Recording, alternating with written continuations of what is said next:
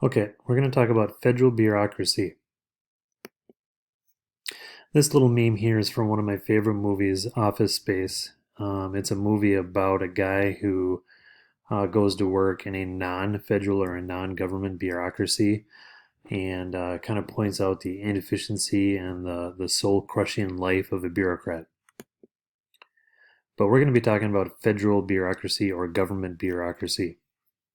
It refers to both a body of non-elected government officials and an administrative policy-making group.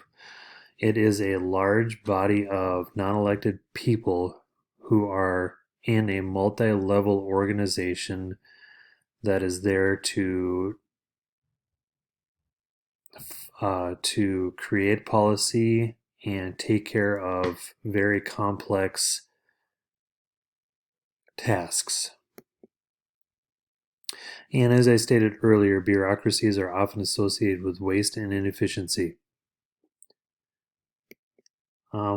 This little video is from that movie, Office Space, and it's about this guy here. He is going to talk about his job a little bit and what he thinks of it. It's a problem of motivation, all right? Now, if I work my ass and Initech ships a few extra units, I don't see another dime. So where's the motivation? And here's something else, Bob. I have 8 different bosses right now. I beg your pardon? 8 bosses. 8? 8, Bob. So that means that when I make a mistake, I have 8 different people coming by to tell me about it. That's my only real motivation, is not to be hassled. That and the fear of losing my job. But you know, Bob, that'll only make someone work just hard enough not to get fired.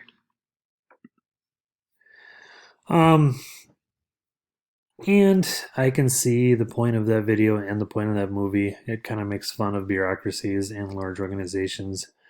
But without these organizations and without bureaucracies, our government would not function at all. I mean, there's no doubt about it. Bureaucracies were created to fulfill very complex and large, expensive tasks, and without the organization of bureaucracy, it just would not happen. So they're kind of a necessary evil, if you will. And federal bureaucracy is exclusively within the executive branch. It's all the 16 federal agencies that are directly underneath the president and make up his cabinet. And like I said, there are 16 executive departments within the executive branch. They all answer to the president. He is in charge of those executive departments in that bureaucracy. Now, a lot of people talk about government being too big and the growth of government, and this is kind of what they're talking about. It's the bureaucracy in the executive department. They're not talking about the Congress, the legislative branch. They're not talking about the federal courts, which they kind of are talking a little bit about the federal courts because they've gotten larger. But usually, when people talk about our government getting too big, they're talking about the executive departments, the executive bureaucracy. In the beginning, in 1789, when the Constitution was ratified and our government began, there were 3 executive departments: the State Department, the War Department, and the Department of the Treasury. The War Department is different. It's called the Department of Defense.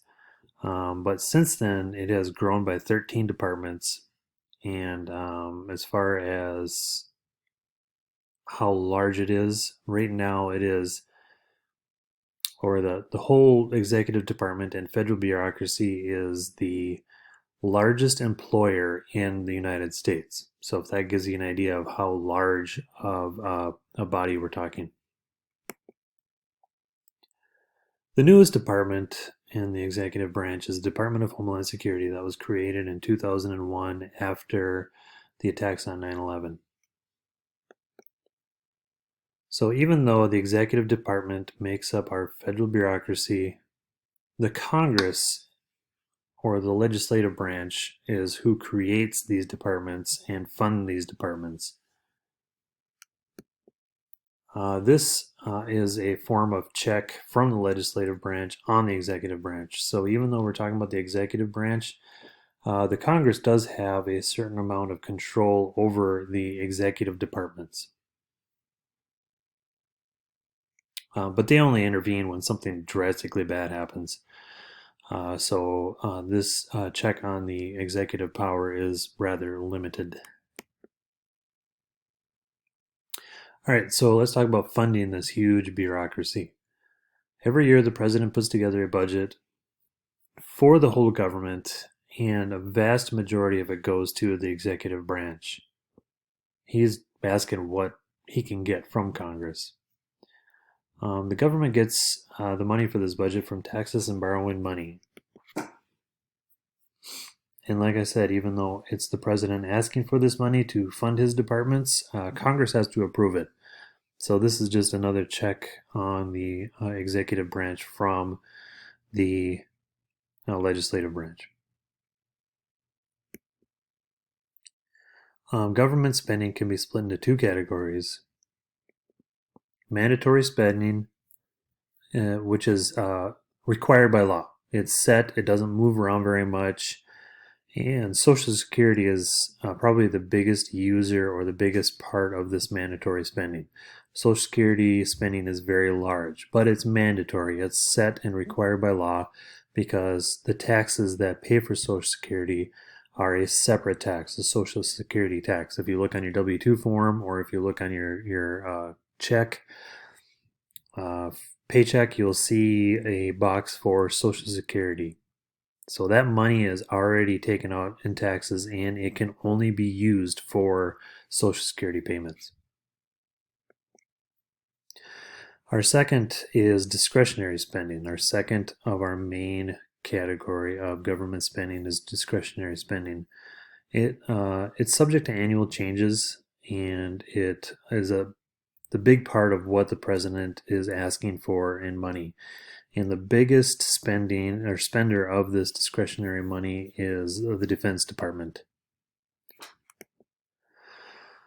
So that's kind of an overview of bureaucracies, federal bureaucracies, the president's cabinet, his 16 executive departments make up his cabinet. And even though a majority of those in this bureaucracy are non-elected officials, the heads of each department, all 16 departments, are subject to congressional approval, like stated in previous videos. All right, that is it. Thanks.